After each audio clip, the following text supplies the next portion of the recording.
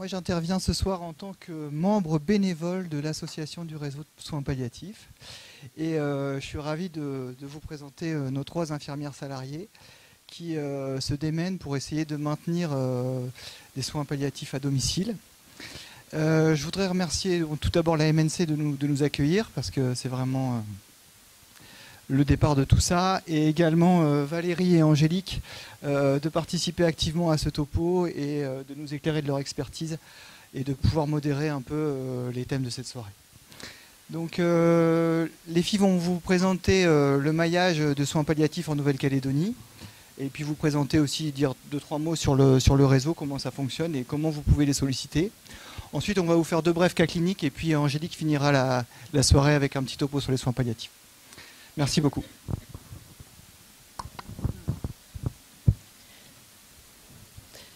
Bonsoir.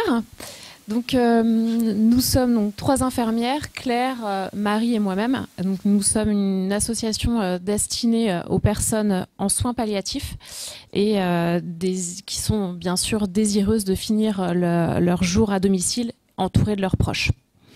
Donc notre but est avant tout de préserver au maximum la qualité de vie du patient, et ce jusqu'à la fin. C'est une association qui a été créée en 2012, subventionnée en 2018, et le premier poste infirmier a été créé en 2019. Donc là, le but de notre intervention, c'est avant tout de vous exposer les différentes ressources disponibles sur le territoire et comment procéder pour nous contacter.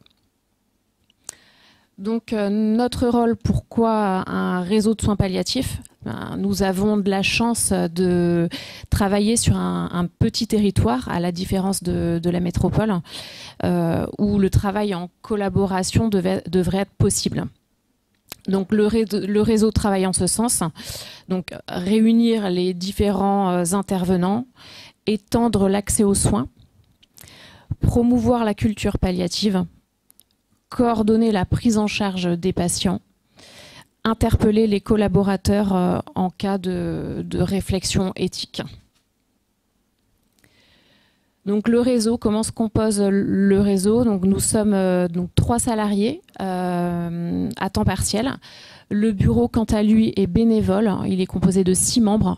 Il y a tout type de profils, des infirmiers, des médecins, des chargés de mission.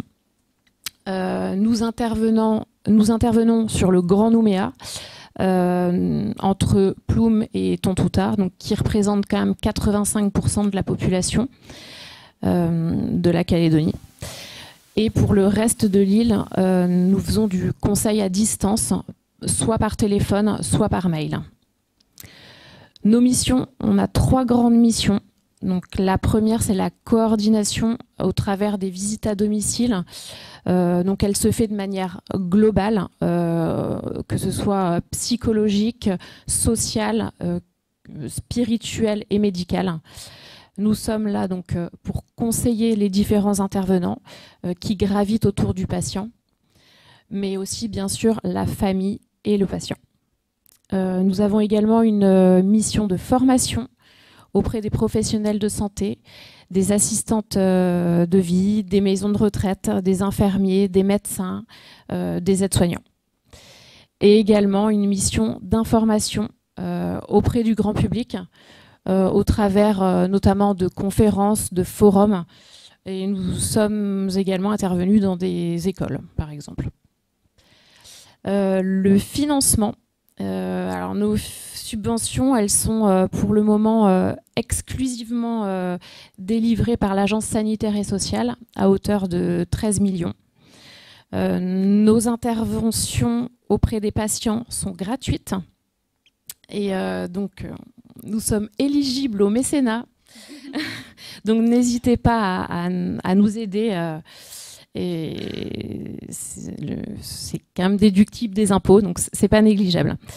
Car bien sûr, le réseau il a ses limites, et les limites elles sont souvent financières. Donc ce qui nous permettrait de mener plus d'actions et surtout de pouvoir se projeter dans nos missions et d'avoir une visibilité sur l'avenir.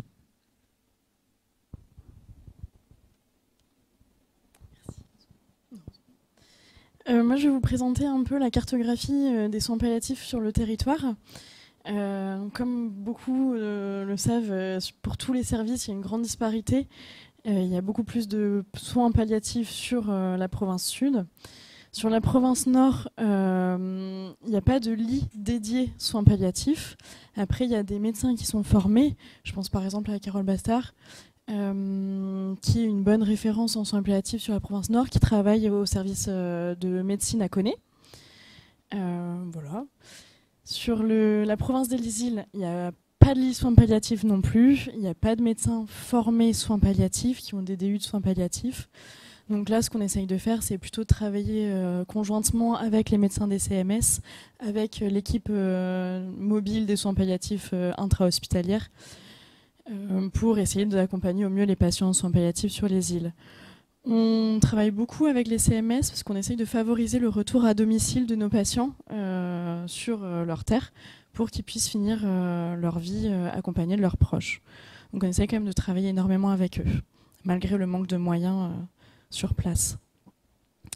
Et par contre, sur la province sud, il y a beaucoup plus de soins palliatifs. Donc en tout, il y a 29 lits dédiés soins palliatifs, que ce soit en unité ou en lits identifiés soins palliatifs. Donc il y a 10 lits en unité et 13 lits, 6 lits en LISP et 10 lits en unité, 13 lits en OSP. Vous avez plusieurs médecins référents, que ce soit au CHT ou sur le domicile.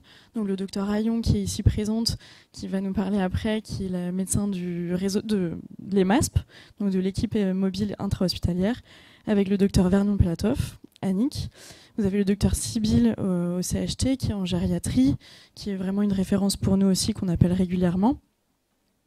Il y a l'équipe de l'USMR qui va prendre les patients plutôt gériatriques, orientation soins palliatives, où vous trouverez le docteur Nathalie Quérin, qui est également une référence pour nous pour les maisons de retraite. C'est elle qui va intervenir dès qu'on a un patient en soins palliatifs à en maison de retraite. Voilà. On vous a préparé un petit annuaire avec tous les référents, tous les adresses mail et tous les numéros de téléphone pour que vous puissiez avoir un contact plus facile avec toutes les personnes formées soins palliatifs. Voilà, que vous pourrez récupérer à la fin de la présentation. Alors, comment fonctionnent les prises en charge au sein du réseau ? Donc, ceux qui font la demande, c'est majoritairement les structures de soins et les infirmières libérales. Ensuite vient les familles et le patient. C'est rare que le patient nous appelle directement, souvent il est orienté par les soignants. Ensuite, concernant les critères d'inclusion, il faut que le patient il soit en soins palliatifs. Il faut qu'il soit atteint d'une maladie grave et incurable, peu importe le stade du soin palliatif, que ce soit initial, avancé ou terminal. Plus tôt, c'est le mieux. Plus on anticipe, plus on a le temps d'introduire les équipes et les soins au domicile du patient. Il y a évidemment un critère géographique, mes collègues vous en ont parlé. Quand on sort de Grand Nouméa, c'est plus compliqué d'avoir accès à nos services en tant que réseau de soins palliatifs. C'est pour ça qu'on voudrait étendre notre champ d'action. Ensuite, il faut que le patient soit d'accord, évidemment. Si la famille nous le demande, il faut qu'on ait un accord du patient, forcément, et un accord du médecin traitant avec qui on travaille conjointement. Ensuite, lors de notre première visite, on réalise un PPS, on fait vraiment une évaluation globale, donc que ce soit sociale, médicale, psychologique, on évalue la famille, le côté relationnel du patient, s'il est entouré, s'il est plutôt isolé, si la maison est adaptée, s'il y a besoin de faire des travaux, enfin voilà. S'il y a besoin de mettre des choses en place, on propose toujours un compte-rendu de visite qu'on envoie au médecin généraliste, au référent hospitalier et à l'infirmier libéral.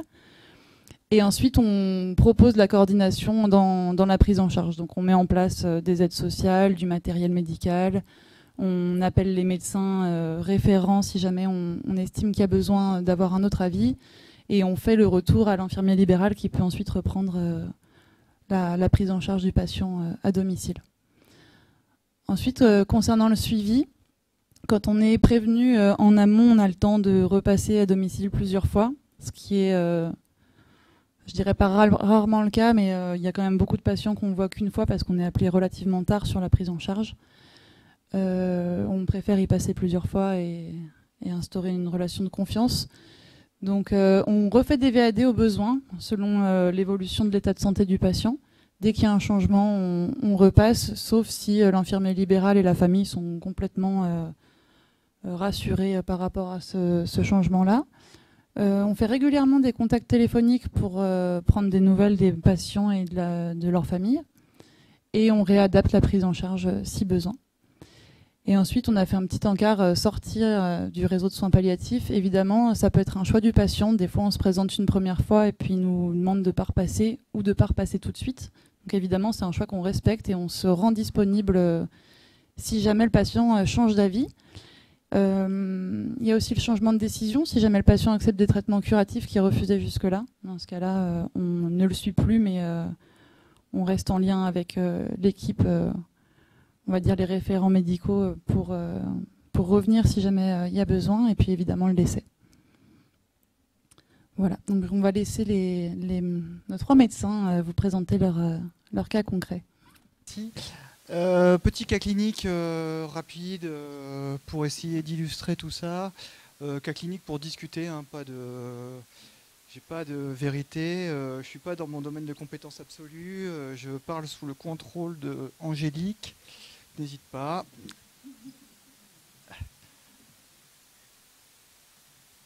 Ça marche pas, c'est dommage. Ah si, ça marche. Bon, j'ai quand même fait un cas clinique de cardio, on va pas non plus s'emballer, hein.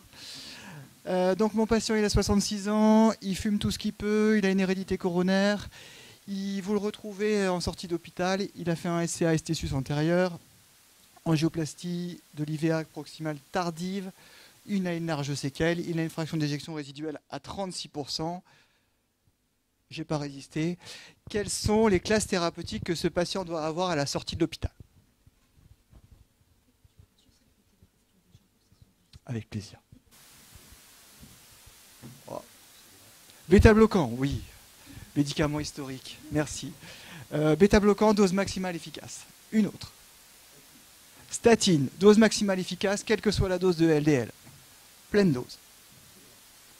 Comment? Oui, glyphosine. Il lui faut une glyphosine, le nouveau médicament génial qui fait pisser le sucre, qui améliore la fonction rénale, cardiaque, le nouveau médicament à la mode, mieux que les IEC, mieux que les bêta-bloquants. Absolument.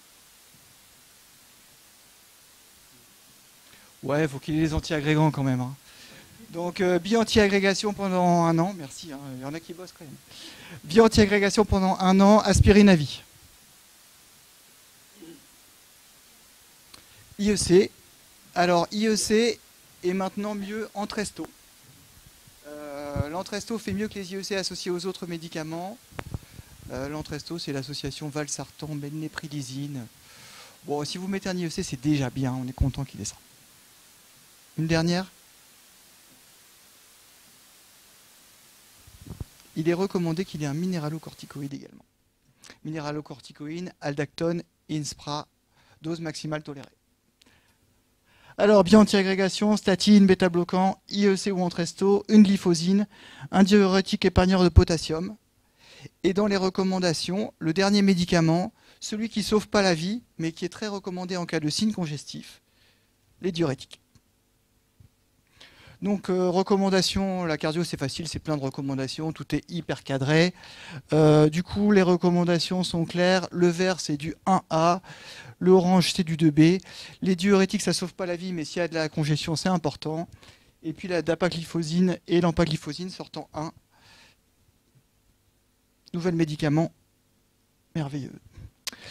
Notre patient, il est comme beaucoup, il n'est pas très compliant, il ne revient vous voir que 6 mois plus tard, il a arrêté tous ses médicaments, il sort d'une nouvelle hospitalisation, on lui a mis un DAI en prévention primaire, cette fois il a 26% de fraction d'éjection et il a une dyspnée quand même assez sévère, stade 3, c'est moindre effort. C'est une excellente question Marie-Laure parce que c'est ma question d'après. C'est quoi un DAI en prévention primaire? Je te remercie, c'était même pas préparé. Hein. Ouais, un défibrillateur implantable. Alors, pourquoi on met des défibrillateurs implantables aux gens insuffisants cardiaques comme ça? Ouais, parce qu'il meurt bien. Fraction d'éjection moins de 35%. Il y a une mortalité qui est importante par mort subite. Et du coup, on leur met des petits devices comme ça, avec une sonde dans le cœur, qui écoute le cœur en permanence. Donc, l'intérêt, c'est qu'il fait pacemaker, c'est chouette. Si vous avez une bradycardie, des troubles de conduction de haut degré, il stimule. Mais il a également des fonctions anti-arythmiques qui sont géniales.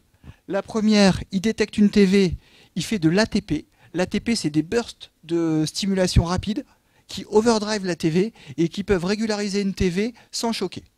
Donc il envoie un burst, 2 bursts, 3 bursts. Si jamais il n'arrive pas à régulariser la TV, il choque. Génial. Dernière chose, si votre patient meurt inopinément, le défibrillateur le voit, il choque d'emblée. Bijou de technologie. Indication, fraction d'éjection moins de 35%, espérance de vie supérieure à 1 an. Parce que ça coûte un paquet quand même. Donc souvent ils sortent de l'hôpital avec le package. Hein. Ils ont la totale de médicaments, ils ont le défibrillateur avant qu'il ait demandé. Et puis en général c'est 3 mois de traitement maximum et on réévalue la fraction d'éjection. Si elle est toujours inférieure à 35%, indication.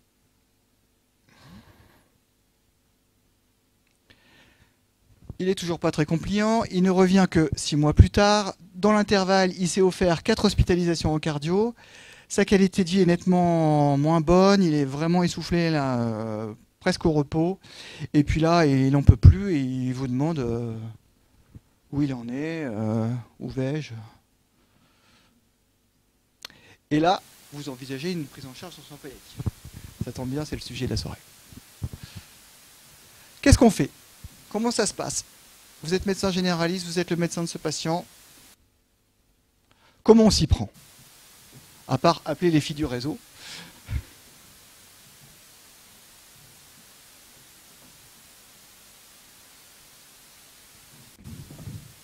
Vous étiez plus motivé sur la cardio. Hein.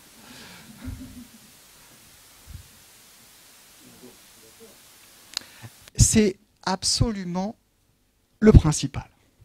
En effet, la première chose, aujourd'hui, dans la loi Claes-Leonetti 2016, tout tourne autour du patient.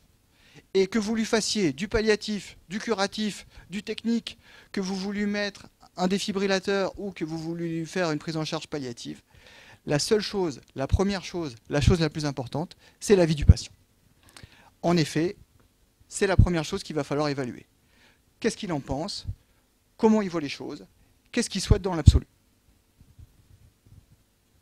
Donc mon patient il n'a pas tout compris, de base il ne prend pas trop ses médocs, il ne sait pas trop où il va. Il va falloir l'aider un petit peu. Le step d'après c'est quoi pour vous?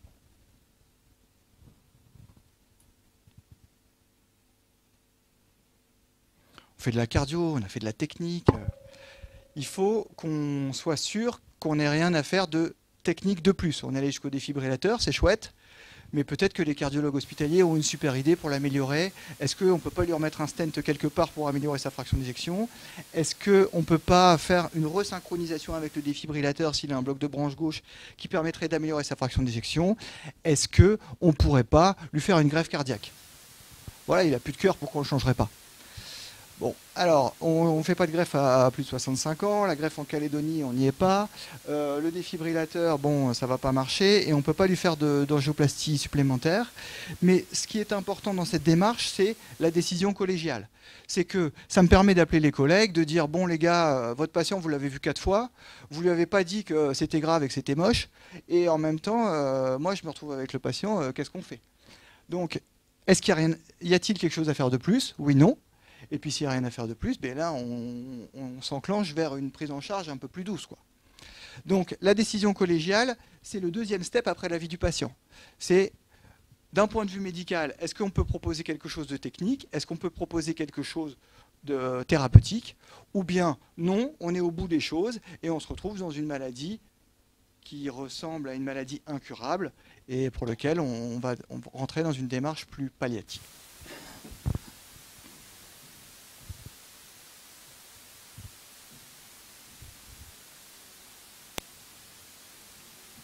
Pardon?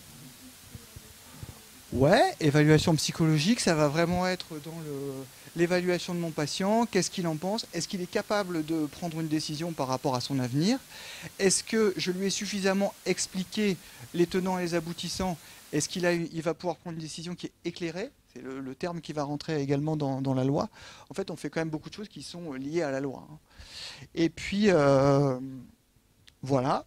Autre chose qu'il faut proposer à notre patient, très important.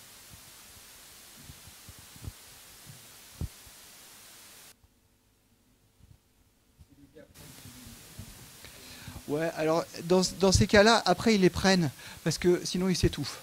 Donc de principe après les médicaments là ils sont au taquet. Hein. Mais oui, en effet, toute la démarche thérapeutique et l'éducation, elle a dû être faite un petit peu avant pour éviter que ça. Ouais, les directives anticipées. En fait, il est très important systématiquement dans les démarches de proposer aux patients les directives anticipées, de leur expliquer ce que c'est, quels en sont les aboutissements, et puis leur proposer et leur expliquer aussi ce qu'est une personne de confiance. Donc les directives anticipées, c'est j'écris ce que je voudrais qu'on fasse quand je ne serai plus en état de l'exprimer, et la personne de confiance, je désigne quelqu'un qui exprimera ce que je déciderai moi quand je ne serai plus capable de l'exprimer. C'est-à-dire que ce n'est pas la personne de confiance qui choisit non, il ne faut pas faire ça ou il faut faire ça, mais elle se met à la place et elle donne le témoignage du patient qui ne serait plus en état de le donner. Ah tiens, j'ai raté ça. Le pronostic en cardio, c'est vachement dur à établir. D'une façon générale, le pronostic, c'est difficile à établir, mais en cardio, c'est vachement dur. Bon, un cardiologue, de principe, ça a toujours raison, ça, vous le savez. Il se trouve qu'il y a une exception à la règle, c'est-à-dire quand on demande aux cardiologues, dans une petite étude, on leur dit « À votre avis, votre patient insuffisant cardiaque, quel est son pronostic ?» Eh bien, il se trouve qu'ils se trompent souvent. Et ils se trompent terriblement parce que, en fait, ils font des décompensations, ils reviennent à l'état, grosso modo à l'état de base, ils font des décompensations jusqu'à faire une mort subite. Et là, on a du mal à savoir quand va survenir la mort subite. Donc, c'est aussi pour ça qu'on leur met des défibrillateurs. Bon, décision collégiale très important. L'avis et l'information du patient, c'est central. Il faut l'informer sur les directives anticipées et sur la personne de confiance. Il faut discuter avec la famille. Alors la discussion avec la famille, elle est difficile. On les informe, mais ce n'est pas eux qui prennent de décision. Il faut essayer de les sortir du processus décisionnel, mais néanmoins leur apporter l'information sur la gravité avec l'accord du patient. Contacter l'équipe de soins palliatifs. Non mais en plus c'est loin d'être anodin. Vous verrez avec la suite du topo.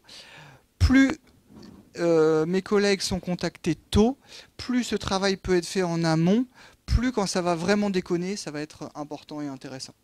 D'accord ? Donc il faut vraiment le contact de l'équipe de soins palliatifs, qui que vous choisissiez, quelle que soit la méthode, elle est vraiment importante d'être fait le plus tôt possible. Les appeler en situation de détresse, ça les met en situation compliquée, évidemment. Ensuite, une fois qu'on a fait la démarche patient, décision collégiale, que les choses sont claires, qu'on est parti sur du palliatif, on part sur les éléments de confort. Je profite là d'avoir un prestataire avec nous parce que le contact des prestataires et leur aide, en général, ils mettent des personnes qui arrivent à gérer tout le côté logistique qui n'est pas toujours facile pour nous. Donc ça, c'est une aide précieuse. Le lit médicalisé, est-ce qu'il a besoin d'un matelas anti-escar, est-ce qu'il a besoin d'oxygène, est-ce qu'il a besoin de seringue autopulsée, toutes ces choses-là, les choses très intéressantes et très nécessaires. Réévaluation du traitement. Alors pour le cœur, c'est facile parce que ce n'est pas des traitements très engageants. On ne fait pas de la chimiothérapie. Prendre 3 médicaments, finalement, ça a tendance à nous améliorer nos patients. Du coup, on a tendance à les garder. Parfois, on baisse un peu les bêta-bloquants. Mieux vaut ne pas les arrêter parce qu'il y a un effet rebond. Les autres médicaments, dans l'ensemble, on essaie de les garder. Les médicaments avec atteinte rénale, on les enlève aussi. Enfin, on fait des petits réglages comme ça. Et surtout, on peut démarrer le traitement symptomatique. Bon, ça, on vous expliquera ça après mieux que moi. Est-ce qu'il y a de l'anxiété? Est-ce qu'il y a de la douleur? Est-ce qu'il y a des troubles du sommeil? Est-ce que tous ces petits traitements-là qui peuvent essayer d'améliorer la qualité de vie du patient? Non, on ne les arrête pas. Ce n'est pas nécessaire dans un premier temps, sauf si tu as des complications. Si c'est bien toléré, on n'arrête pas. Après, ça c'est du... On peut les arrêter en stade terminal. Il y a une chose qu'il faut éviter à notre patient maintenant qu'on a fait ce travail-là, c'est qu'il tombe sur une équipe du SAMU qui arrive dans une situation de détresse, qui lui met un tuyau, désamine et qui l'emmène en réanimation. Du coup, une fois qu'on a débriefé un peu la décision collégiale, l'information patient, l'information famille, que tout est au carré, il faut qu'il y ait un écrit. Alors il peut y avoir les directives anticipées du patient. Les directives anticipées sont opposables au médecin, c'est-à-dire qu'il est interdit par la loi d'aller contre la volonté du patient. Ça, c'est une chose qui est difficile à accepter parfois, mais en tout cas, c'est la vérité. Et puis, surtout, faire un courrier de synthèse en disant, voilà, essayez de réunir tout le travail que vous avez réalisé pour que, quand on a des collègues qui sont appelés sur place et qui ne connaissent pas le dossier en pleine nuit, mais ils savent à quoi ils ont affaire. Quid du défibrillateur? Donc j'ai une petite machine qui coûte 150 000 €, qui est implantée sous la peau de mon patient. C'est son ange gardien, ça lui sauve la vie. Il y a 2 façons de mourir d'une insuffisance cardiaque terminale. La première, pas la plus sympa, c'est se noyer les poumons remplis d'eau. La deuxième, relativement attrayante, c'est l'arrêt cardiaque brutal. Le problème, c'est que le défibrillateur refuse l'arrêt cardiaque brutal parce qu'il va choquer toute FV et il va choquer toute TV non réduite. Du coup, votre patient, en bout de course, il risque d'avoir des chocs intempestifs qui vont lui aggraver sa qualité de fin de vie. Assez nettement, d'ailleurs. Donc, il est tout à fait licite d'imaginer de désactiver les thérapeutiques antiarythmiques de votre défibrillateur et de ne maintenir que les thérapeutiques STIM. D'accord ? On lui laisse un pacemaker et on lui enlève toute la partie ATP, défibrillation. Donc, si on a le temps de le voir venir, on peut tout simplement faire un contrôle du pacemaker. On demande aux collègues de désactiver les thérapeutiques. C'est 2 clics, c'est terminé, le défibrillateur ne choquera plus. Si vous êtes en situation d'urgence et que le défibrillateur choque et empêche et que vous n'avez pas l'accès, c'est la nuit, c'est le week-end, vous pouvez mettre un gros aimant sur le défibrillateur et ça désactive les thérapeutiques antiarythmiques. Donc ça désactive les chocs, ça désactive les ATP. Il faut un aimant costaud, hein, c'est pas un truc un peu qui permette de désactiver en urgence.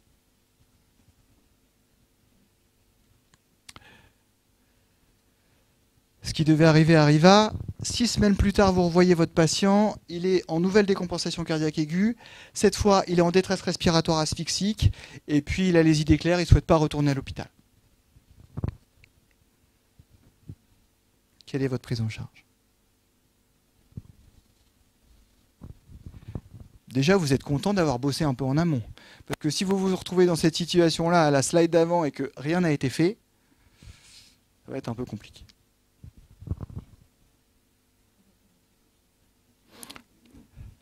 Ouais, là on peut tirer l'artillerie, là on peut essayer de le soulager du mieux qu'on peut.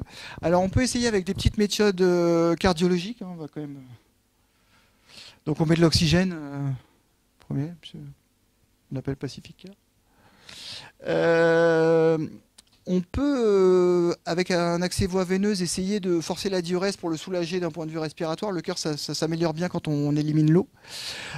Du coup, on peut mettre des diurétiques en voie IV. Le rapport IV-péros, c'est x2. C'est-à-dire qu'on divise par 2 les doses quand on se met par voie IV. Mais on peut faire des bolus, envoyer 80 mg, ça passe pas. On envoie des demi-ampoules de spécial en 125 mg, 1 fois, 2 fois, 3 fois par jour, pour essayer de relancer la diurèse et essayer d'améliorer le patient malgré tout.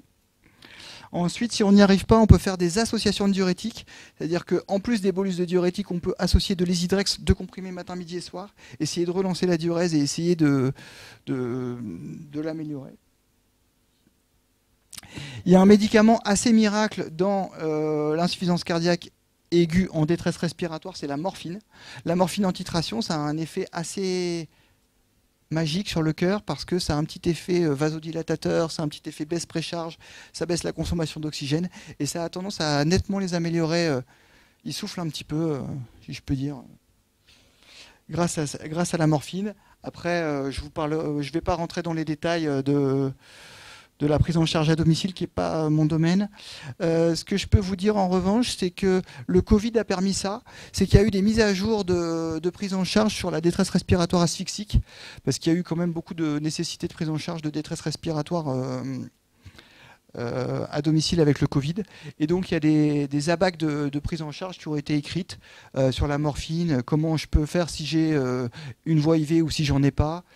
Pareil pour les anxiolytiques, qu'est-ce que je peux faire si j'ai pas accès au midazolam avant d'avoir accès au midazolam, plutôt utiliser du Valium, plutôt utiliser du Rivotril, à quelle dose, en IV, en sous-cut. Donc maintenant on a des abacs qui sont relativement carrés. Et puis ensuite, vous avez les bolus et puis les seringues si vous avez accès à et une perfusion et une seringue autopulsée. Voilà, et puis après, on a l'accès au midazolam. Je ne vais pas rentrer, moi, dans le détail de la sédation profonde et continue. Voilà, je vous remercie.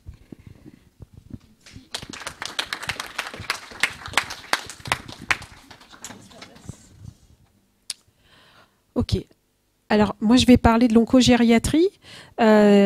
Est-ce que vous savez ce que c'est que l'oncogériatrie? Vous levez la main, ceux qui connaissent. Une. Mais tu es une fervente. Hein? Tu ne connais pas? Les vieux cancers. Ouais. Après, quoi d'autre? Personne connaît, en fait? Tu connais, Marie-Laure? Ouais, ok. Bon. Et ben voilà. Donc, c'est le moment de découvrir un peu. En gros, c'est par rapport au cas clinique d'Anaël, pourquoi on lui a posé un DAI? Est-ce que c'était pertinent? Est-ce que dans l'état général du patient, à son âge, est-ce qu'il n'aurait pas valu avoir une consultation gériatrique pour évaluer la pertinence d'un DAI en fonction de son pronostic, sa survie et son autonomie? En fait, c'est garantir un traitement et une prise en charge adaptée à tous les patients âgés de plus de 75 ans et atteints. Alors, ça a été développé dans le cadre du cancer, atteint d'un cancer grâce à une approche multidisciplinaire. En fait, ça revient à évaluer la fragilité de la personne. Voilà, mais on peut étendre ce que l'on fait au niveau de la cancéro. On peut le faire aussi en cardiologie, on peut le faire aussi en chirurgie, puisque je fais aussi beaucoup de consultations périopératoires pour poser des indications de chirurgie pour des patients âgés. Voilà, donc l'oncogériatrie, c'est le rapprochement de deux spécialités, la cancérologie et la gériatrie. Et en fait, c'est répondre à un besoin d'adapter le traitement d'un traitement anticancéreux et de prendre en compte les spécificités de la personne âgée. La question, c'est une personne pour qui on découvre un cancer, est-ce qu'un traitement par chimiothérapie, radiothérapie est adapté?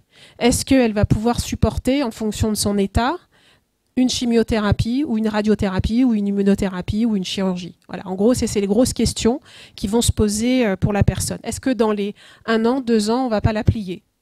Voilà, c'est ça un peu la question. Et jusqu'où on va dans les soins? Est-ce que le traitement qu'on va dispenser est pas plus onéreux ou plus délétère par rapport à son état? Donc c'est un problème de santé publique. Ça a été une priorité de l'Institut national du cancer que je ne vous ai pas décliné. Faut savoir que le vieillissement, il est marqué par en fait une difficulté progressive de l'adaptation au stress et qu'en fait, on voit sur la pyramide les types de populations. En fait, on a la grande majorité des personnes âgées, environ 50 à 60%, sont robustes, c'est-à-dire qu'ils ont très peu de maladies, ils sont autonomes. C'est monsieur tout le monde que vous voyez qui va marcher à la baie des Citrons, qui fait son sport, etc. Et tout est bien compensé. Et il y en a pour 40% des personnes qui sont fragiles, vulnérables, pour qui ils commencent à avoir plusieurs maladies qui commencent un peu à décliner, où ils ont besoin un peu, ils n'arrivent plus à gérer le téléphone ou à gérer les médicaments. Ça commence un petit peu à retentir un peu sur l'autonomie. Et seulement 8%, enfin 8 ou 10%, enfin bon, c'est variable selon les études, sont dépendants et ont besoin d'aide dans tous les actes de la vie quotidienne. En fait, c'est cela, souvent quand on pense à la gériatrie, on pense au haut de la pyramide, on pense aux dépendants, grabataires, qui ont besoin d'aide, voilà. Alors qu'en fait, on a aussi tout cela. Et que si on ne prend pas en charge tout cela, en fait, ils vont basculer dans la fragilité et ensuite dans la dépendance. Et en fait, tout le travail de l'oncogériatrie ou des consultations gériatriques, c'est d'anticiper la dépendance. Et donc, quand ils sont fragiles, quand on voit qu'ils commencent à avoir un peu des problèmes pour marcher ou des problèmes de mémoire ou qu'ils sont tout seuls, etc., eh ben, on va essayer de mettre en place des adaptations pour qu'ils rebasculent dans le côté robuste, parce que c'est possible, si on met de la kiné, de l'orthophonie, une diététicienne, etc., donc de prévenir la fragilité. Et si on ne fait rien, ils vont basculer dans la dépendance. L'oncogériatrie, la prise en charge périopératoire avant des interventions de chirurgie lourde, voilà, c'est à ce niveau-là en fait. Donc de plus en plus, on nous demande, gériatres, enfin on n'est pas beaucoup de gériatres à le faire, mais on nous demande de grader un peu les personnes âgées pour voir s'ils sont capables de supporter des chirurgies, chimiothérapie, radiothérapie. Voilà, pour éviter qu'ils basculent dans la dépendance. Pour essayer éventuellement après qu'ils se stabilisent. Voilà. Est-ce que vous comprenez à peu près le concept de la fragilité? Voilà, c'est ça. Donc c'est un enjeu et c'est vrai que j'avais fait une étude sur l'IFU et Marais et on est à peu près à 40% des personnes âgées qui sont fragiles en milieu tribal. On n'a pas fait en milieu urbain, mais c'est ce qu'avaient trouvé les deux étudiantes. Alors, au niveau des cancers, il faut voir aussi qu'avec l'âge, il y a de plus en plus de cancers. 2 cancers sur 3 surviennent chez les personnes de plus de 75 ans. Donc, plus on vieillit, plus on a un risque d'avoir des cancers. Plus on vieillit, plus on a un risque de mourir aussi des cancers. C'est logique, hein. Mais en fait, il y en a de plus en plus. Comme vous êtes des super médecins, vous soignez de mieux en mieux nos personnes âgées, on les dépiste de plus en plus tôt, on les prend en charge de mieux en mieux. Ils cumulent même plusieurs cancers, donc c'est quand même une population polypathologique qui est à risque. Alors, les 3 principaux cancers, c'est pour les hommes prostate, poumon, colorectal et vessie. Chez les femmes, c'est plutôt sein, colorectal, poumon et utérus. Voilà, et la mortalité, il y a à peu près 140 000, enfin c'est des chiffres métro, hein, 140 000 cas de cancer par an en métropole et une mortalité de 113 000. En Calédonie, sur les chiffres du bien vieillir, on avait à peu près les mêmes chiffres, c'était prostate, poumon aussi, et puis rectum, et chez la femme, c'était sein, thyroïde. Beaucoup le cancer de la thyroïde. Alors, je vais vous présenter un petit cas clinique assez bateau finalement, mais pour que vous compreniez la démarche. Donc c'est une dame que je reçois au cabinet, adressée par les oncologues du CHT, 82 ans, parce qu'en fait il n'y a qu'une seule oncogériatre, enfin il y en avait 2, mais maintenant j'ai dit qu'elle ne fait plus, puisqu'elle a décidé d'arrêter. Donc maintenant il n'y a que Fetia Chagnou qui est débordée et qui fait, voilà, et quand elle déborde, elle me les envoie au cabinet, voilà. Donc adressée par l'oncologie du CHT pour angiodysplasie du rectum. Donc elle a eu des rectoragies à plusieurs reprises et on a découvert 2 masses spiculées au niveau pulmonaire. Donc la question de l'oncologue, c'est est-ce qu'on doit lui faire une biopsie pulmonaire, d'autant que le score G8, donc je vous l'ai mis à côté, c'est le score de repérage en fait pour les personnes de plus de 70 ans s'ils doivent après faire une évaluation oncogériatrique. S'il est en dessous de 14, et bien là, vous devez l'adresser chez un oncogériatre. Alors, on n'est pas beaucoup. Il y a Fetia Chagnou qui est au CHT, moi qui suis à MedCity, Sophie Charlotte Ribou que je remplace à la clinique, qui est à la clinique, et Carole Bastard au CHN de Coné. On est 4. Voilà. 5 avec Angélique, mais qui ne fait plus. Voilà. Donc, ça va, on est vraiment peu. Et donc, en fait, l'idée, c'est que tout le monde remplisse ce G8 quand on découvre un cancer, qu'on l'inscrive dans les RCP, etc. Voilà, bon, franchement, c'est pas toujours fait. Hein. Ça devrait être fait, mais ça l'est pas toujours. Donc, le score G8 est à 12, donc il me l'envoie. Et la question, c'est est-ce qu'on lui fait une biopsie pulmonaire? Alors, il faut savoir que nos évaluations gériatriques, elles prennent 1 heure, que c'est très long. parce que on essaye d'évaluer comment la personne comprend la maladie, on relève toutes les comorbidités, on évalue le mode de vie, l'autonomie avec les actes de la vie quotidienne, on fait une évaluation nutritionnelle. Alors, si on a le temps, on fait le MNA, on regarde s'il y a une albumine, on évalue aussi le risque de chute, on regarde aussi tous les médicaments. On fait une évaluation cognitive avec le MMS et d'autres tests pour évaluer la mémoire, l'horloge, etc. La GDS aussi pour la dépression. Et on a des indicateurs, parce qu'en gériatrie, on est les rois des scores. Donc on a le score de Lee qui nous permet d'évaluer la survie à 4 ans. On a le score d'Elphi qui nous permet d'évaluer le risque de confusion en post-opératoire. Et on a le score aussi de Charlson qui nous permet d'évaluer les comorbidités. Voilà, donc souvent, moi, dans mes comptes rendus, je le détaille. Vous ne comprenez pas toujours, mais ça permet quand même d'orienter après. Et après, on fait une conclusion et on définit un score, le score de Balducci, dont je vous parlerai après, et on fait des propositions. Donc la dame, en fait, elle a des antécédents longs comme le bras, avec deux antécédents de cancer quand même, un cancer du sein et un cancer de l'endomètre. Puisqu'elle a été opérée d'une hystérectomie et elle a eu aussi une mastectomie droite. Elle a eu un AVC en 2014, HTA, insuffisance rénale chronique, une cardiopathie, une hémorragie digestive et une hyperparathyroïdie. C'est une dame qui est une ancienne infirmière, qui a vécu 2 cancers, qui a très bien compris son histoire de cancer, qui a très bien compris où est-ce qu'elle en est. Elle ne veut surtout pas avoir de chimiothérapie. Voilà. Donc, l'oncologue avait déjà commencé à organiser pause de Pâques, on y va, on va faire après la biopsie, et tatata, et tatata. Au niveau de l'autonomie, en fait, on se rend compte qu'elle commence à avoir besoin d'aide à la toilette et à l'habillage. Elle a des ADL à 4,5. Au niveau mémoire, le MMS, il est à 22/30. Elle n'a pas de problème nutritionnel. Elle marche avec une canne. Elle a du mal à faire ses transferts. Elle a de nombreuses comorbidités avec un score élevé à 11. Et le score de Lee, là, il est à 12. Donc, à 4 ans, on a une mortalité à 42%. Donc, déjà, on se dit, bon, voilà. Elle est dépendante. Elle a un peu de troubles cognitifs, mais légers, ça va. Elle a du mal à marcher. Elle a de grosses comorbidités. Elle a un score de Lee quand même qui est quand même pas. Mais il y en a qui ont un score de Lee plus important. Mais voilà. Donc moi je la code Balducci 3, c'est-à-dire dépendante. Voilà. Alors normalement il y a 3 scores. Mais la Société internationale d'oncogériatrie, on a classifié 4. Là, il y a le score 1, le Balducci 1, ils sont vigoureux, autonomes, c'est vous, quoi. Voyez, vous n'avez pas de maladie, vous gérez. Donc, c'est comme des adultes, ils sont capables de pouvoir supporter une chimiothérapie ou un traitement pleine dose. Voilà. Le score 2, c'est qu'ils commencent à être fragiles, mais ils restent autonomes donc dans leurs actes de la vie quotidienne. Donc oui, on va leur mettre un traitement, mais à dose adaptée. Donc là, c'est pas le cas de la dame. Et il y a un petit bémol, c'est pareil, c'est le Balducci 2, mais c'est pour ceux qui ont plus de comorbidités et qui ont juste une atteinte de l'activité quotidienne. Donc oui, on va leur mettre une dose adaptée, mais pas tout de suite. C'est le cas, par exemple, de gens qui sont dénutris, qui sont autonomes, mais qu'on a besoin de les retaper, de leur donner des compléments alimentaires. Donc on va dire OK pour la chimio, mais dans un mois. Ou qui ont des risques de chute, on va leur dire OK, mais vous faites de la kiné ou de l'activité physique. Et après, on vous programme dans un mois. Voilà.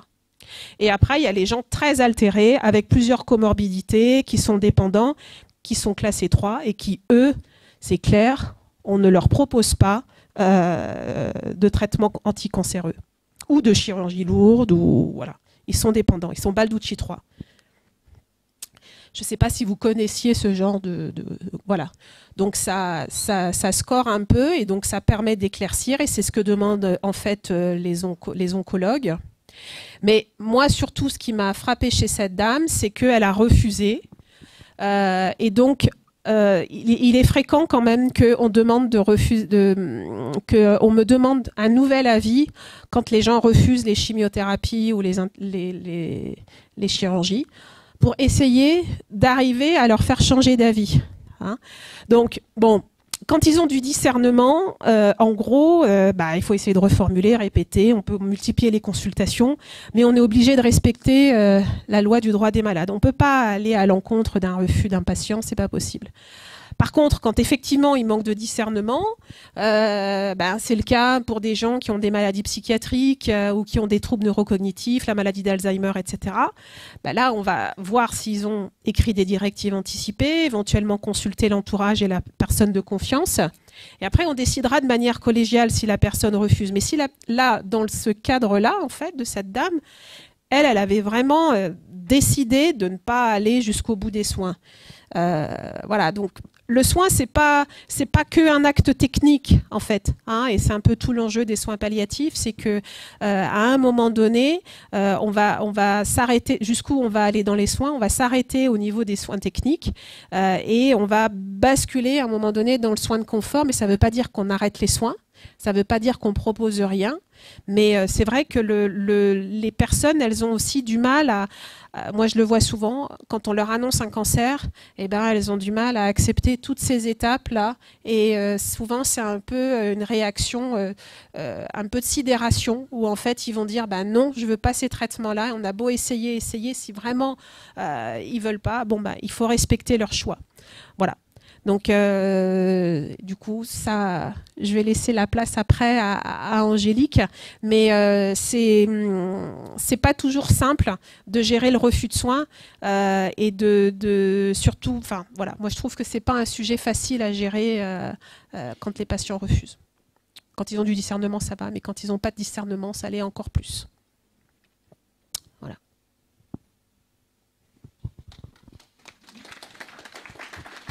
Bonsoir. Alors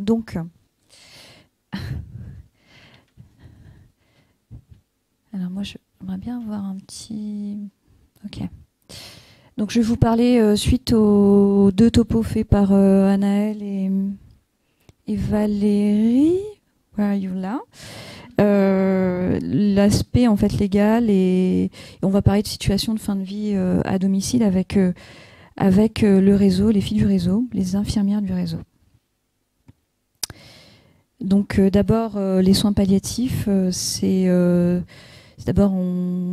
ça implique en fait des patients à qui en fait on va annoncer qu'ils ont une maladie inguérissable. Donc là, on parle même pas de temporalité, c'est la maladie qu'on ne peut pas guérir. La définition de la SFAP, de la Société française d'accompagnement et de soins palliatifs, ça concerne en fait les maladies qui sont graves, évolutives, incurables, quel que soit l'âge du patient ou ayant des maladies secondaires au processus de vieillissement. Bien sûr, il s'agit de patients cancéreux. On oublie souvent l'insuffisance cardiaque, mais Anaëlle nous l'a rappelé, l'insuffisance respiratoire à un stade avancé, l'insuffisance rénale terminale, qui soit dialysée ou non, les maladies neurodégénératives avancées comme la SLA et les pathologies démentielles. Alors, ce qui se passe, c'est que les soins palliatifs, on va dire que c'est une philosophie de soins centrée sur l'autre, en acceptant sa finitude, en acceptant qu'il accepte, en faisant accepter en fait sa finitude. Et ça, comment dire, c'est compliqué de se dire que la fin, que cette pathologie, en fait, elle va conduire à une fin qui est le décès, et que je dirais que c'est l'évolution naturelle de cette maladie. Donc c'est accepter ça.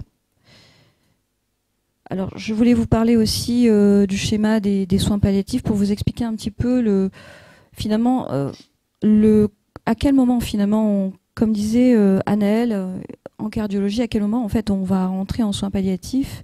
Donc la maladie qui est localement avancée ou métastatique, et ça on va reprendre le schéma de Kranowski en soins oncologiques, donc patient qui a un cancer, qui est pris en charge par les oncologues. À un moment donné, soit on découvre une maladie qui est localement avancée ou métastatique, soit finalement elle progresse vers une situation métastatique. Et là, à ce moment-là, les soins palliatifs vont se mettre en place tout doucement, tranquillement. On va accompagner le patient et au bout d'un moment, eh bien, la situation va faire que les oncologues vont arriver au bout des possibilités thérapeutiques. Nous allons discuter ensemble, quand on est au CHT en tout cas, de la prise en charge de ce patient. Qu'est-ce qu'on fait? Jusqu'où on va? Est-il bien raisonnable en fait de continuer à le traiter et de lui mettre une 6e ligne de traitement, par exemple? Donc là, on arrive en fait dans des soins palliatifs exclusifs quand on arrête les traitements oncologiques. Et dans cette phase, en fait, on a la phase palliative évoluée et puis évidemment la phase palliative terminale avec l'agonie et le décès. Généralement, en fait, on est contacté. Ce qui est idéalement, en fait, ce serait qu'on soit contacté au moins 6 mois avant la fin. Donc 6 mois, c'est pas 2 semaines, c'est pas 1 semaine et c'est pas le jour même. C'est 6 mois avant, parce que la fin de vie, c'est aussi la fin de cette période jusqu'au décès. On se doit d'informer de façon loyale, claire et compréhensible le patient. Et ça nous permet en fait, durant ce temps, d'échanger avec lui sur l'évolution de sa maladie, d'écouter sa souffrance totale qui est psychique, physique, qui est psychologique et qui nécessite en fait du temps pour tout ça. Qu'on évoque aussi sa fin de vie. Qu'on parle aussi de est-ce que vous voulez passer en réanimation? Est-ce que si à un moment donné de votre vie, de l'évolution de la maladie, il y a la possibilité, en tout cas il y a nécessité qu'on vous envoie en réanimation, qu'est-ce que vous en pensez? Qu'est-ce que vous voulez? On va parler aussi de la sédation éventuellement, quand on arrive à avoir un dialogue, je dirais, de confiance avec le patient. Et bien entendu, on va évaluer la dynamique familiale et sociale du patient pour que on puisse le prendre au mieux dans sa globalité. Et en plus de ça, bien sûr, de façon anticipée, on va essayer d'avoir sa décision s'il se trouvait dans une situation complexe. Mais à côté de ça, les soins palliatifs, souvent on nous dit c'est la fin de vie, c'est situation de douleur, situation d'anxiété. Mais c'est surtout en fait le temps qui reste à vivre avant le décès. Donc en gros, c'est un moment de vie avec des projets, des micro-projets, des gros projets, mais surtout des micro-projets en ce qui nous concerne. On a des exemples et on est content, le patient est content, la famille est contente. Mais aussi, notre rôle, il est aussi de discuter en collégialité avec nos collègues spécialistes d'organes. Anaëlle en parlait tout à l'heure, la décision collégiale. Valérie, pareil, qui nous renvoie après des patients qu'elle a vus. Donc, ça fait partie, en fait, de ce processus, finalement, pluridisciplinaire qui permet d'accompagner le patient vers sa fin, mais en tout cas de pouvoir le prendre le mieux possible, le plus en amont possible, pour qu'on puisse travailler avec lui ce qu'il souhaite. Donc on va discuter aussi des investigations, des traitements proportionnés avec nos collègues. Et voilà, de parler de est-ce que vous voulez passer en réanimation, est-ce que la chimiothérapie, là, vous en êtes où? Qu'est-ce que vous en pensez quand on voit les patients qui se dégradent petit à petit avec les chimiothérapies, qui progressent aussi probablement, qui vivent les effets secondaires des chimiothérapies, qui subissent en fait parfois ces situations-là, qui s'obligent en fait pour certains à rester près de l'hôpital pour pouvoir bénéficier en fait de ces traitements, alors qu'il y en a certains qui sont métastatiques et qui souhaiteraient plutôt que d'avoir le traitement rentrer chez eux dans les îles et qui se retrouvent, moi j'ai en tête une situation où ils se retrouvent en fait dans un appartement, 2e étage, au centre-ville, monsieur Diffou qui pense qu'à aller au bord de sa baie et de voir les tortues et de profiter avec ses petits-enfants. Donc ça, c'est discuter aussi des Evassan pour des chirurgies cardiaques lourdes, notamment. Alors les lois de fin de vie. Alors il y a d'abord les lois des droits des malades. On parle en fait la première loi Kouchner en 99 qui donne accès à toute personne malade dont l'état le requiert peut accéder en fait à des soins palliatifs et accompagnement. Cette deuxième loi, la deuxième loi de 2002, s'ouvre un peu plus en fait aux droits du patient, parle du consentement éclairé, l'accès au dossier et surtout le droit à l'information. Les lois de fin de vie, donc en 2005, la loi Leonetti qui parle surtout du droit du patient avec sa volonté, son refus de traitement, de ses droits, de ses souhaits, à travers les directives anticipées, éventuellement, de la personne de confiance. Discussion en fait donc ça rentre aussi, ça met en place en fait la discussion collégiale et donc ça va parler d'obstination, en tout cas on va parler d'obstination déraisonnable. Cette loi Leonetti en fait elle va prendre en charge aussi, elle va parler de la souffrance, les symptômes réfractaires. Elle va parler de sédation sur symptômes réfractaires. Et ces symptômes, c'est surtout, souvent, la douleur, l'anxiété, la dyspnée aiguë, dont parlait Anaëlle aussi, en gros. En 2016, donc 11 ans plus tard, on a la loi Claeys-Leonetti qui va qui va augmenter en fait finalement, qui va donner un peu plus de droits aux patients concernant la sédation profonde et continue à la demande du patient. Cette loi, elle va permettre aux patients de décider à un moment donné de sa vie si le cadre le permet, d'avoir droit à cette sédation pour échapper à une fin de vie complexe, avec de la souffrance.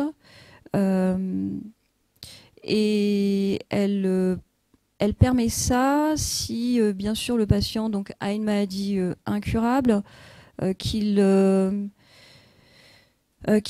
un temps de vie qu'on estime à court terme et dont il fait la demande. En fait, on a ça, ou soit on a le patient qu'on estime qui est dont les traitements en fait le maintiennent en vie et qui présentent des symptômes qui sont difficilement contrôlables. Et à ce moment-là, on peut permettre aux patients d'avoir un accès à cette sédation profonde et continue jusqu'au décès. Alors l'application de la loi Claeys-Leonetti en Nouvelle-Calédonie, elle s'est faite quelques mois après sa sortie en métropole. Par contre, il y a une limite de lieu, à savoir qu'il y a dans la loi en fait est écrit que normalement, en fait, on peut faire cette sédation profonde et continue jusqu'au décès au domicile, mais aussi dans les établissements publics. Or, on n'a pas encore... reste à définir, en fait, les établissements publics. Donc, il y a un projet de délibération concernant la fin de vie qui a été déposé en janvier 2022, soit 6 ans plus tard, et qui est toujours en attente d'études pour définir les établissements publics. Est-ce que c'est à l'hôpital, à la clinique, ça s'entend, mais est-ce que ça peut être en dispensaire, par exemple? Bon, voilà, c'est encore à l'étude et on attend que ce soit amendé et que ça passe. Alors, de quoi parle-t-on quand on parle de sédation?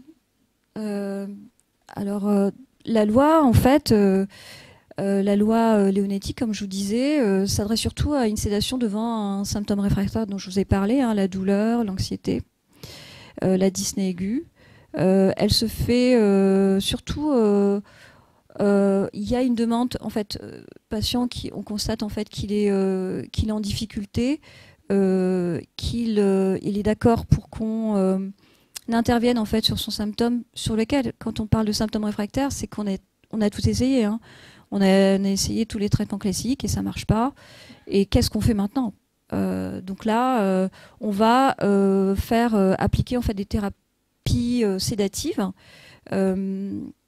et on va les mesurer. On va évaluer le niveau de vigilance par 2 échelles, le score de Rutkin et le Richmond.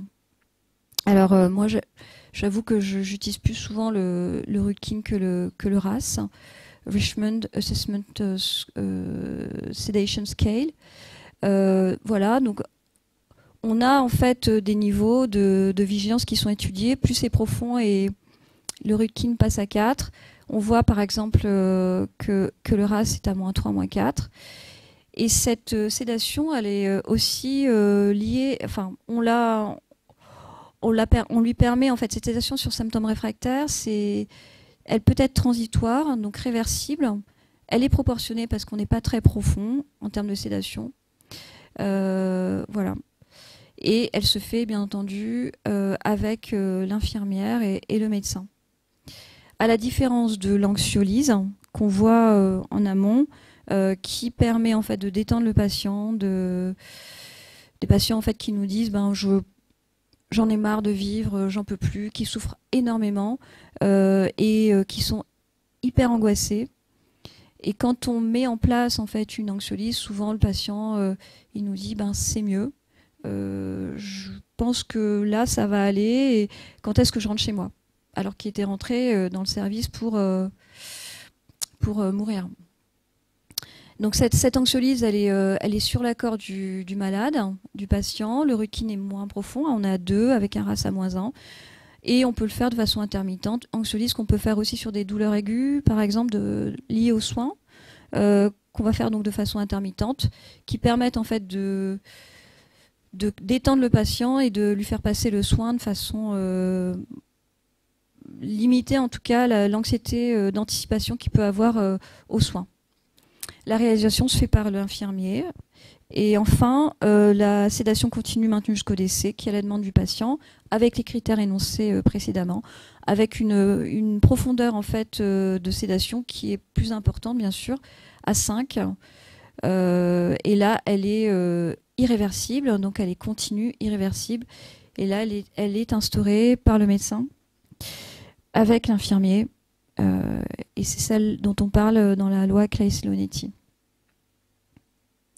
Je voulais vous parler du 5e plan national de soins palliatifs de fin de vie, dont les objectifs, donc, qui a démarré en janvier 2022, dont les objectifs prioritaires étaient de faciliter l'accès aux soins palliatifs, notamment à domicile, dans les différents lieux de vie ou de soins. J'en ai fait la demande, mais ça ne s'applique pas en Nouvelle-Calédonie. On ne peut pas avoir les budgets pour pouvoir être aidé là-dessus. Mourir à domicile, c'est un souhait de la personne en fin de vie. Dans l'Hexagone, 55% souhaitent décéder à domicile. On sait que 69% des personnes désirant décéder à domicile verront leurs vœux réalisés. Et enfin, 25% finiront leur jour à l'hôpital, 6% en maison de retraite. Alors pourquoi ? Parce que souvent, le facteur limitant, c'est la complexité de la prise en charge à domicile, qu'elle soit familiale, sociale, ou la prise en charge soignant, qui fait que le patient, plutôt que de rester chez lui, va rentrer à la maison, rentrer à l'hôpital. En Nouvelle-Calédonie, on n'a pas de chiffres, hormis la période Covid, où on a eu 93% des patients qui voulaient soit rester, soit rentrer à la maison, et près de 80% ont pu décéder à domicile. Mais la situation était plutôt... c'était une situation particulière où on n'avait pas accès, en fait, les patients ne pouvaient pas avoir leur famille au CHT, donc pas tout à fait, pas entourés comme ils le souhaitaient. Donc ça faisait que les patients préféraient rentrer chez eux ou mourir chez eux. Alors en termes d'expérience calédonienne sur les 5 dernières années, en termes de fin de vie, là je vous ai marqué 47 à 71 patients par an environ. C'était 47 en 2020 21 et je crois 71 en 2022, puis un peu plus, en tout cas, l'année n'est pas finie, mais je crois que c'était 58 en 2023, en fin de vie à domicile, par le réseau avec l'appui de l'EMASP.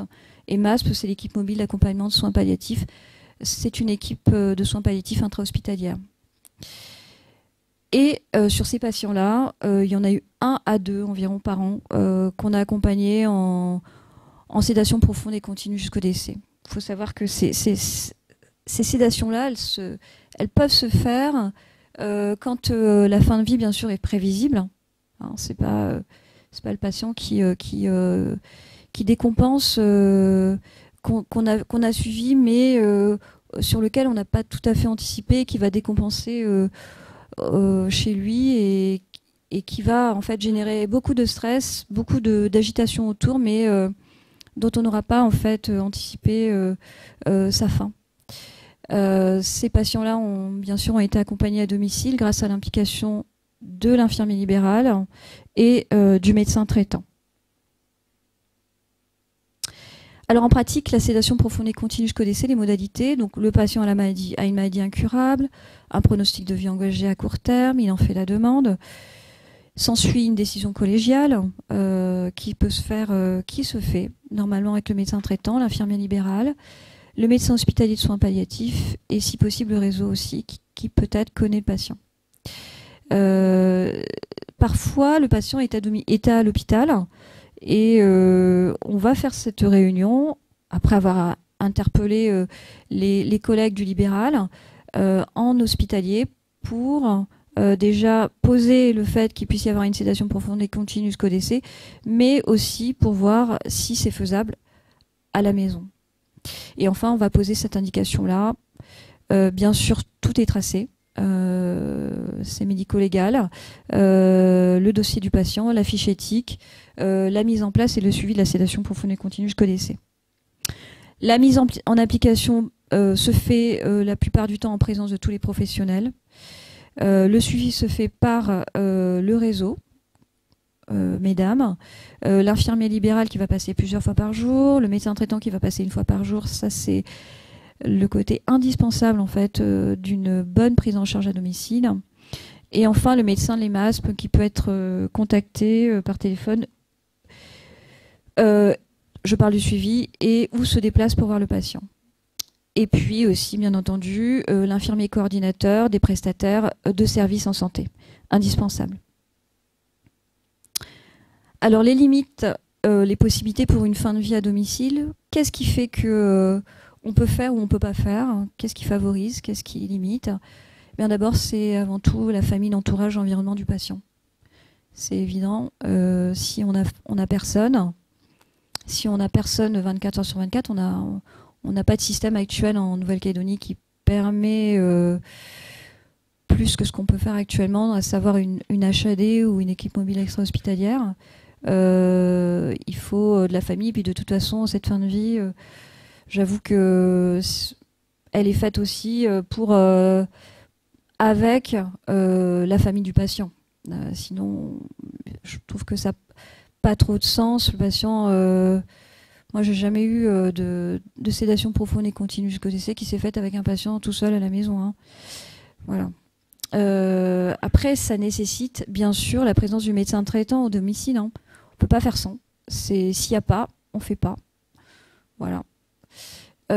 Ça implique aussi que le médecin traitant prenne en charge les symptômes réfractaires. C'est-à-dire qu'on va intervenir nous, mais après c'est lui qui fera le suivi et c'est même lui qui va poser l'indication. Et puis peut-être qu'on va travailler ensemble et qui va nous expliquer, il va nous dresser en fait le tableau du patient et on va faire ensemble pour que le patient soit le plus confortable possible. Et bien entendu, ça implique une disponibilité, mais plusieurs fois par jour de l'infirmier libéral. Enfin, une coordination entre les infirmières du réseau et le médecin des soins palliatifs, qui est obligatoire. Parce que la sédation, elle se fait avec des drogues qui sont hospitalières. Hein. Donc, médecin des soins palliatifs est hospitalier. Et enfin, bien sûr, ça implique la réactivité des prestataires de services en santé. Merci beaucoup parce que franchement, je crois que j'ai eu 0 cas, 0 patient pour qui en fait il y a eu des problèmes avec les prestataires de santé, de services en santé. On a pu avoir comme ça un truc de fou. Dans les 2 heures, les 3 heures, les 4 heures, on a pu avoir du matériel, ne serait-ce qu'un lit médicalisé avec un matelas à air, donc sans accord CAFAT, voilà, plus tout le traitement et la technicité, en fait, les pousse-seringues, les PCA, les diffuseurs, les drogues qui vont chercher à la pharmacie. Enfin, sans ça, on ne peut pas travailler. Hein. Après, il faut savoir que les limites, c'est ça, c'est aussi cette inégalité sociale et territoriale dans le choix du lieu de fin de vie et de l'accompagnement proposé. C'est sûr qu'un patient on voit bien, on a bien vu au début dans la présentation du réseau que dans le nord c'est plus compliqué. Dans les îles, ça l'est un peu moins parce que il y a la possibilité d'hospitaliser des patients en dispensaire. Il y a une proximité en fait avec le patient peut-être qu'on a dans le nord, mais sans possibilité d'hospitalisation dans ces dispensaires. Donc ça change quand même un peu la donne. Voilà. Alors, un retour d'expérience. Je vais peut-être laisser la parole à l'une de vous. Hein ? Qui veut ? Alors, on voulait vous parler de 2 retours d'expérience qui sont très différents l'un de l'autre. Donc, il y en a un qui s'est plutôt très très bien passé. Donc, c'est une dame de 73 ans qui est atteinte d'une SLA, diagnostiquée en 2021 en métropole. Elle décide de se rapprocher de sa famille qui vit en Nouvelle-Calédonie et elle arrive en 2022. Donc dès son arrivée, elle est hospitalisée en neurologie au CHT. Et voilà, on retrouve une atteinte des 4 étages médulaires. Bien entendu, on anticipe, donc on informe la famille et on met en place tout ce qu'on peut mettre en place au domicile. Donc une équipe d'infirmiers libéraux. Et bien entendu, l'hôpital contacte le réseau en amont. Donc on reprend la prise en charge de manière globale avec la famille. On aborde bien entendu les directives anticipées, la personne de confiance et ce que souhaite la patiente sur la fin de sa vie. On explique également les possibilités à domicile. Sans prendre de décision là sur le moment. On axe bien évidemment sur l'importance des petits plaisirs au quotidien. Et on propose également un suivi psychologique à la famille et à la patiente. Ensuite, on met du matériel en place. Donc, tout ce qui est VNI, matelas air, COG assist. Cette dame, elle se dégrade. Elle fait une infection pulmonaire donc qui l'affaiblit beaucoup. Donc, à ce moment-là, on se revoit pour parler de la sédation et du cadre légal, de ses limites et de son application. Donc, comme l'a dit Angélique, ça se fait de manière plus complexe à la maison qu'à l'hôpital. La patiente souhaite une sédation à domicile. Donc à ce moment-là, on lui explique que ce sera possible. Il y aura un passage médical et plusieurs passages infirmiers par jour. Donc on se met en lien avec le médecin généraliste, le médecin traitant, pour s'assurer qu'il est OK, d'avoir son accord, qu'il est bien entendu disponible. Si ce n'est pas le cas, sur ces jours de repos ou les week-ends, il faut qu'il y ait une possibilité de relais. Donc on se met en contact avec SOS Médecins pour s'assurer qu'eux sont également OK pour cette prise en charge. Bien entendu, on récapitule tout cela avec la patiente. et pour pouvoir respecter son choix, mais parfois les professionnels de santé ne sont pas toujours disponibles. Voilà, c'est un peu la limite de la sédation à domicile. On se réunit également de manière pluridisciplinaire avec le médecin, le kiné, l'infirmier, pour réassurer toute l'équipe qui mettra en place la sédation. Les prestataires également sont mis au courant, le matériel est livré, la famille se sent plutôt prête et le réseau doit être disponible et le médecin hospitalier également. La patiente se dégrade progressivement et on la réévalue de manière quotidienne jusqu'à la demande de sédation, et surtout sa demande. Devant une dégradation importante sur le plan respiratoire, elle décide du jour de sa sédation. Donc on se met en accord avec le médecin hospitalier, le médecin traitant, l'infirmier, le prestataire et le réseau, et on se rend au domicile de cette patiente pour qu'elle puisse partir de manière confortable et tranquille, entourée de sa famille. Donc c'est une situation qui s'est très très bien déroulée grâce à l'anticipation avant tout de la patiente, de la famille, de l'hôpital et du réseau.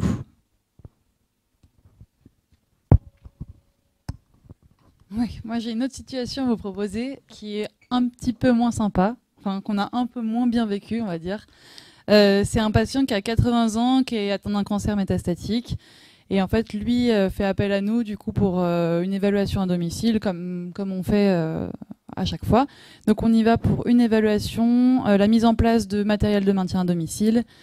Et c'est un monsieur qui a une petite autonomie, qui se déplace encore, qui va faire sa toilette, qui arrive à aller manger, qui a un petit appartement, qui se déplace dans son appartement.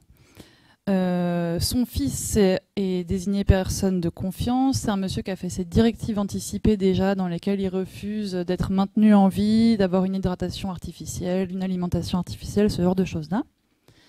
Et c'est un monsieur chez qui on introduit l'hypnovel pour une anxiolyse. C'est un monsieur qui présentait une anxiété, donc on introduit l'hypnovel chez lui à ce moment-là. Au même moment, il nous fait une demande de sédation qui a été faite par lui, par son fils, avec une envie d'en finir, comme il disait. Il y a une réunion pluridisciplinaire qui a été faite en parallèle du coup de la mise en place de l'hypnovel pour savoir si oui ou non on pouvait lui proposer une sédation. La réponse était OK, mais pas tout de suite, parce que clairement on n'était pas dans les clous de la législation, pardon. Parce qu'il n'y avait pas de symptômes réfractaires à ce moment-là. Il y avait l'anxiété, mais on venait de mettre de l'hypnovel en place, donc pas de symptômes réfractaires pour le moment. Et pas de certitude sur la durée de sa vie estimée, donc pas de vie en petits jours. Donc à ce moment-là, il y a une VAD médicale qui a été refaite par le médecin pour faire le point sur ce qu'était du coup la sédation par rapport à l'euthanasie, parce que vraiment c'était quelque chose un peu confus dans la demande en tout cas. La demande c'était vraiment je veux mourir, donnez-moi un médicament pour mourir. Donc le médecin a bien repris tous ces termes-là.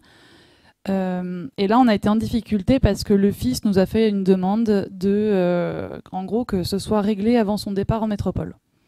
Donc on avait 2 semaines pour boucler le sujet, ce qui est clairement pas possible. Enfin c'est pas comme ça que ça fonctionne. Donc gros problème d'un côté on respecte la loi, de l'autre la demande du patient. Donc à ce moment-là on peut évidemment pas respecter la demande du fils du patient qui demande à ce que ce soit plus rapide. Donc voilà, on a été face du coup à un petit peu d'agressivité de la part de la famille, parce que forcément il est en souffrance, il est dans l'incompréhension, il voit son père souffrir. Enfin voilà, c'est quelque chose qui s'entend, mais nous ça nous met forcément en difficulté dans la prise en charge. Ensuite, chez ce monsieur-là, il y a eu beaucoup d'insomnie et une grosse majoration des angoisses, avec une détérioration de l'état général. Et là, il n'y avait plus du tout d'autonomie. C'est un monsieur qui a arrêté de se déplacer, qui restait au lit tout le temps, qui pleurait. Enfin, vraiment une grosse détresse psychologique. Donc là, ça a été réévalué. Il y a eu à nouveau une concertation d'équipe. Et là, sédation, ok, parce que vie en petit jour, on était dans les clous. Il y avait un symptôme réfractaire parce que malgré l'augmentation de l'anxiolyse, c'est un monsieur qui est resté alité à pleurer du matin au soir. Et évidemment, on ne peut pas laisser quelqu'un dans cette situation-là. Donc là, on a dit ok pour la sédation à domicile. Donc il y a eu une mise en place de l'hypnovel à visée sédative, avec l'arrêt des traitements Péros, un switch du patch de durogésique vers une PCA de morphine pour être sûr que ce patient-là soit soulagé pendant la sédation. Une mise en place par exemple de Peniflow pour le confort, enfin voilà, pour vraiment limiter les mobilisations. Explication évidemment aux patients et à la famille en amont de tous ces changements-là. Il n'y a pas eu d'hydratation parce que pas de nécessité dans cette situation-là. Et il y a eu par contre une majoration des soins de bouche et des soins du corps pour que le patient soit soulagé de ce côté-là et n'ait pas d'effet, disons, néfaste ou en tout cas pas agréable au niveau de la bouche, de la sécheresse buccale, tout ça. Voilà, en gros, cette situation-là, clairement, on a eu des soucis face à la détresse familiale et face à une demande qui n'était pas légalement possible. C'est un monsieur qui a reçu quand même 34 bolus d'hypnovel dans la nuit pour 45 demandés sur une période de 9 heures. On était clairement au maximum de ce qui était possible de délivrer. Et par contre, il y a eu le respect de la loi dans la mise en place de la sédation, mais vraiment, on a eu du mal à se faire entendre. Donc voilà, malgré tout ça, on est resté dans les clous du retour à domicile du fils en métropole. Mais voilà, ça a été vraiment compliqué parce que détresse familiale et de notre côté, du coup, pression familiale. Donc voilà. Je suis pas sûre que si on avait... Alors clairement, pour ce monsieur-là, on a été appelé tardivement dans la prise en charge. Je suis néanmoins pas complètement convaincue que si on a été appelé plus tôt, ça ait changé les choses au niveau de cette problématique. Mais en tout cas, on aurait eu peut-être plus le temps d'aborder ces thèmes-là. Voilà pour nous. Merci beaucoup.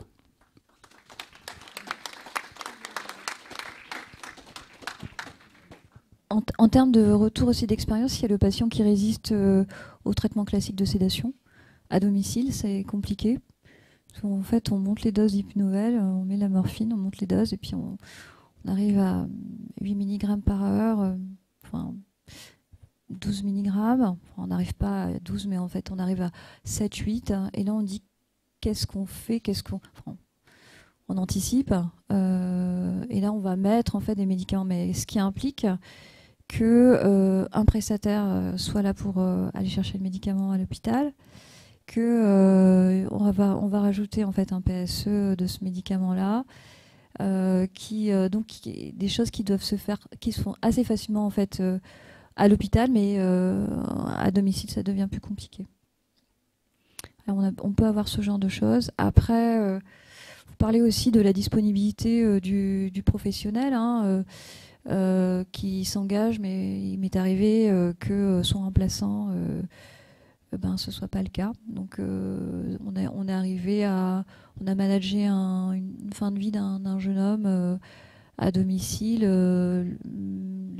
L'infirmier en fait ne s'est pas déplacé dans la nuit et en fait ma collègue du réseau et moi-même sommes partis à 5 h du matin pour aller essayer de gérer un peu les choses. Voilà. Il faut savoir que le médecin des soins palliatifs de l'équipe mobile a une activité essentiellement intra-hospitalière et que officieusement nous sortons de l'hôpital pour sédater les patients et les voir à domicile. C'est accepté par la direction bien sûr, mais nous n'avons pas les assurances, les primes et tout ce que qui encadre en fait cette sortie. Après, il y a aussi l'absence du médecin traitant à domicile qui est un facteur limitant. Il n'y a pas de médecin, il n'y a pas de sédation, on ne peut pas faire autrement. Donc ça nous est arrivé de trouver en express, je dirais, le patient qui n'était pas suivi ou qui était suivi par un médecin qui ne se déplace pas au domicile. Et donc on a essayé de chercher rapidos, je dirais, un médecin à proximité. et qui a bien voulu accepter de venir à domicile une fois par jour pour évaluer. La situation en fait, qui s'est bien passée avec Christelle concernant la dame qui avait une SLA, juste une précision, c'est qu'elle avait une VNI, elle utilisait sa VNI quasiment 24 heures sur 24. Donc on était vraiment au bout du bout. Hein. C'est pas qu'elle a décidé et on a fait, c'est vraiment qu'elle était au bout du bout aussi de l'utilisation des moyens respiratoires. Et que plusieurs fois, elle a évoqué le fait d'être sédatée pendant toute la prise en charge. Et là, enfin, elle était prête aussi à se dire, bon ben, faut savoir que les patients qui ont une SLA et qui ont une VNI, quand on leur enlève le masque, surtout quand ils en ont besoin 24 heures sur 24, ils font une hypercapnie et puis ils meurent derrière, très rapidement. Ils étouffent, en fait. Et l'idée était de la sédater avec cette VNI en pratique et de la lui enlever quand elle sera endormie. Et c'est comme ça que ça s'est passé. Donc dans les améliorations, bien sûr, on y est, puisque c'est un peu le thème de ce soir, la formation aux soins palliatifs terminaux à domicile. Ce serait bien pour tous les professionnels, c'est le médecin traitant, l'infirmier libéral, l'infirmier, l'aide-soignant d'EHPAD, le médecin co, voilà, tous ceux, les kinés, les AVS, tous ceux finalement, tous les professionnels qui tournent autour du patient, qui à un moment donné va être en fin de vie en soins palliatifs terminaux. C'est aussi pouvoir améliorer la disponibilité des professionnels au domicile. Pourquoi pas demander en fait la création d'un acte spécial, en fait, spécial soins PAL, je ne sais pas comment on peut dire ça, mais pour qu'ils puissent être rémunérés en retour, pour favoriser en fait ce temps passé, parce que la sédation de la patiente dont on vous a parlé tout à l'heure, qui s'est bien passée, ça a mobilisé quand même 3 heures du temps de l'infirmière. Une infirmière, elle passe à la maison 3 fois par jour, mais pas 3 fois 3 heures. C'est, je sais pas, c'est une heure max. Donc là, elle est restée 3 heures de son temps, en sachant qu'après derrière, elle aurait pu repasser plusieurs fois. Donc c'est aussi un accès facilité aux drogues de la réserve hospitalière utilisées dans la sédation. Donc bien entendu, après formation et puis identification par le réseau. Je pense qu'on a besoin en fait d'avoir des garanties et puis aussi d'avoir nos référents. Nous, ce serait bien qu'on ait nos référents dans le futur, médecins traitants qui puissent utiliser ces drogues.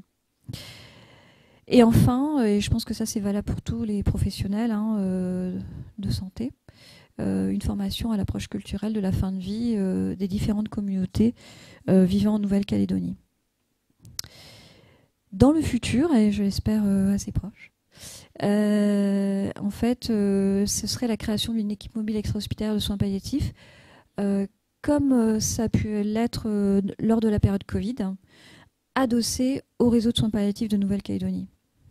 Il faut savoir quand même que dans une étude en 2013, la probabilité de mourir, une étude Cochrane, probabilité de mourir en fait chez soi, augmentait lors d'interventions d'équipes de soins palliatifs à domicile. De même, en 2017, une autre étude montrait que grâce au réseau de soins PAL, le maintien à domicile était facilité. Tout ça, bien sûr, dans une meilleure cohésion entre professionnels de santé autour du patient en fin de vie. Donc, en conclusion de ces 3 topos, de ces 4 topos, vous avez bien compris que nous ne sommes pas des pompiers. Donc, on n'éteint pas le feu de l'urgence émotionnelle, de l'urgence physique, de la douleur aiguë qui n'en peut plus. On a besoin, en fait, de connaître le patient, de discuter avec lui, d'échanger avec sa famille, de comprendre ce qu'il veut, de savoir comment il est, pour pouvoir au mieux l'accompagner. On a aussi besoin, bien sûr, d'interlocuteurs référents en soins palliatifs pour pouvoir travailler au mieux entre le domicile et ses référents. Bien entendu, le centre, quand même, c'est le choix du patient.